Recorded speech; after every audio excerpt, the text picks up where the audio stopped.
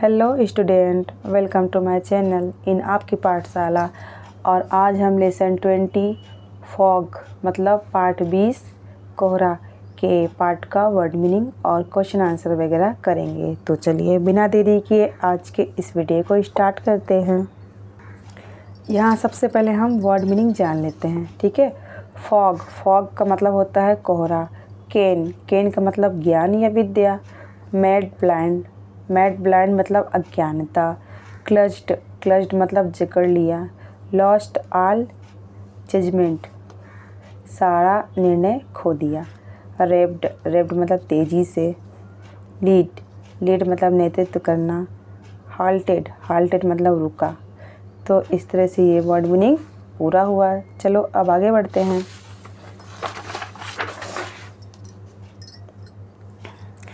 अब आते हैं हम क्वेश्चन आंसर पर, ठीक है। तो फर्स्ट क्वेश्चन क्या है, whom does I refer to in the poem, मतलब इसमें आई या मैं किसके लिए प्रयुक्त किया गया है, ठीक है। तो इसका आंसर देखो, फर्स्ट का आंसर क्या हो जाएगा, here I refer to the poet W.H. Davies in the poem fog, मतलब यहाँ पर आई मैं किसके लिए रिफ़र किया गया है, कोहरे के लिए। सेकंड नंबर क्वेश्चन है क्या है, how does the poets eyes look like in the fog, मतलब कवि की आँखें मतलब इस मतलब कैसी हो गई हैं कोहरे में। तो सेकंड का आंसर देखो, इन the fog the poets eyes look ये तो नहीं होगा, ठीक है। Like balls of burning lead, है ना, इसकी तरह हो गई हैं, ठीक है। जैसे एक जलता हुआ वो क्या बोलते हैं कंचे होते हैं ना, उसकी तरह हो गई है, जल रही हैं उनकी आंखें, ठीक है। थर्ड क्वेश्चन देखो क्या है, why did the poet lose his judgement and why, मतलब कवि अपना निर्णय कैसे और मतलब क्यों खो दिया, है ना। थर्ड का आंसर देखो, the poet lost his judgement because his eyes were obscured by fog and eyes was like balls of burning lead, even when it grew so black the poet could know no place and lost all judgment, है ना। कैसे खो दिया अपना पूरा निर्णय, क्योंकि उसकी आंखें क्या है मतलब कि जलने लगी थी, है ना, कोहरे की वजह से। और कैसे हो गई थी, एक जलते हुए बॉल की तरह, है ना। और यहाँ तक कि क्या है, कोहरा और काला होता जा रहा था। इससे क्या है, उस जो कवि रहे उनको जगह के भी मालूम भी नहीं पता चल रहा था कि वो कहाँ है कहाँ नहीं, ठीक है। इस तरह से क्या है, वो अपना पूरा निर्णय खो चुके थे, ठीक। 4 नंबर क्वेश्चन देखो क्या है, who was the man who passed by the poet, मतलब कौन व्यक्ति, है ना, कवि के पास से गुजरा।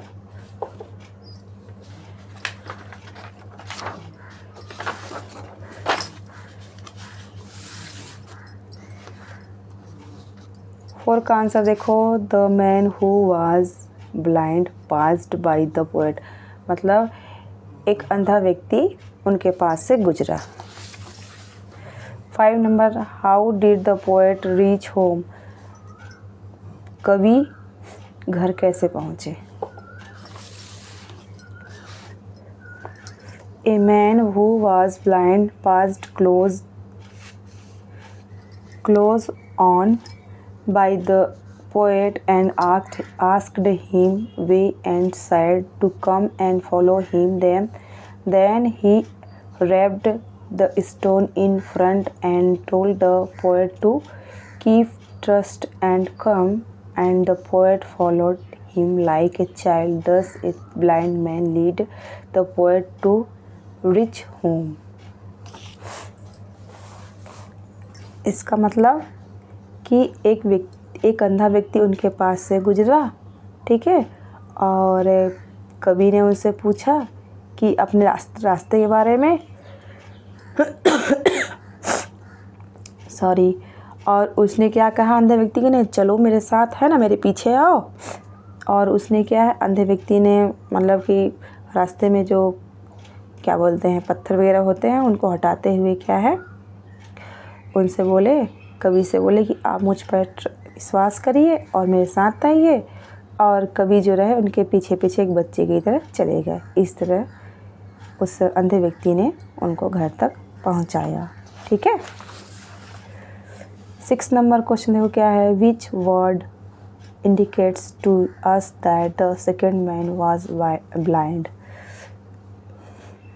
कौन सा शब्द ये बताता है कि जो दूसरा व्यक्ति था वो अंधा था। ठीक है।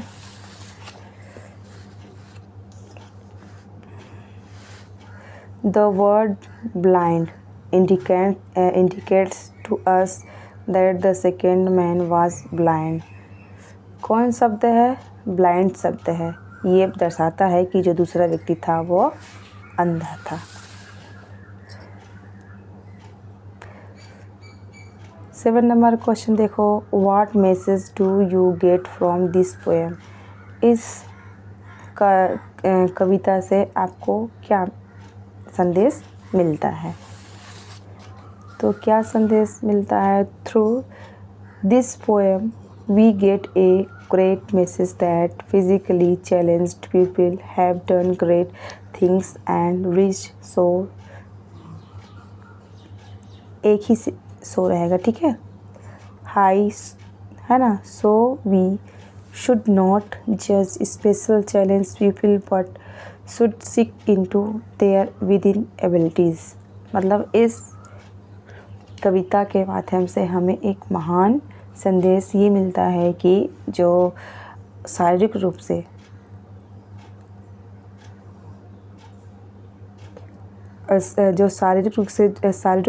जो व्यक्ति मतलब अक्षम होते हैं, है ना, तो क्या है वे अपनी पूरी शक्ति अच्छे कामों में लगा देते हैं। और ये मतलब लोगों को ये नहीं सोचना चाहिए कि वो कोई मतलब कि एबल नहीं है तो वो कुछ नहीं कर पाएगा। यहाँ तक कि देखा गया है कि जो अनेबल हैं वही अच्छे पदों पर हैं, और जो सही हाथ पर हैं, जिनका आँखें सब सही हैं, वो क्या है, वो ऐसे ही मतलब नॉर्मल लाइफ ही अपना स्पेंड कर रहे हैं। ठीक है। तो इस तरह से बच्चों ये क्वेश्चन आंसर भी आप लोगों का कंप्लीट होता है। राइट ट्रू और false against the given statement के आगे क्या है, सही है, उसके आगे ट्रू, और जो गलत है उसके आगे फॉल्स लगाना है। फर्स्ट नंबर देखो, the man was able to see everything in the fog. जो व्यक्ति था वो कोहरे में सब कुछ देख सकता था, गलत, फॉल्स ना। In the fog, second number है, in the fog his eye looked like burning lead. कोहरे में उसकी आंखें जलती हुई लीड की तरह हो गई, तो ये सही है। Third number, he imagines that the lamp light and cars are heavenly star. मतलब उसने ये मतलब कल्पना किया कि जो लैंप हैं, है ना, जो लाइटें हैं और जो कार की लाइटें हैं वे सब क्या है, स्वर्ग में जैसे तारे होते हैं वैसे दिखाई दे रहे थे। हाँ किया था, है ना, ट्रू है। 4 number, the blind man helped him to cross the road. अंधे व्यक्ति ने उसे रोड पार कराने में मदद की। हाँ राइट है, ठीक है, ट्रू है। 5 number, the poet reached his home safely.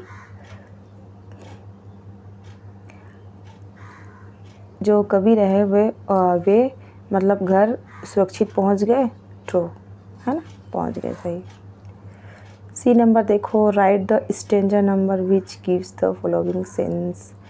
है ना, छंद वाले शब्द जो हैं, है ना, ये उसको मतलब क्रम से हमको जो हुआ घटनाएं, है ना, उसको अपना लिखना है। ठीक है।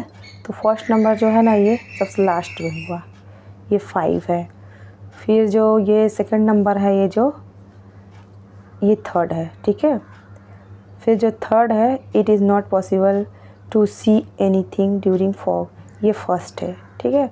4 number, he imagines the lights to be like stars. ये कौन सा नंबर है? ये 4 नंबर है, ठीक है। फिर 5 नंबर जो है वो सेकेंड है, ठीक है। The person compares the eyes with burning lead. ये अब पूरा हुआ, ठीक। अब आगे देखो क्या है। कंप्लीट द वर्ड वेव, है ना, इस जाल को पूरा करना है। सिचुएशन व्हेन यू कफ, मतलब आपको खांसी होती है, कब होती है। स्मोक, जब धुआं होता है। फ्लू, एलर्जी से, कोल्ड से। और सिकनेस है ये, फीवर, डस्ट, ठीक है।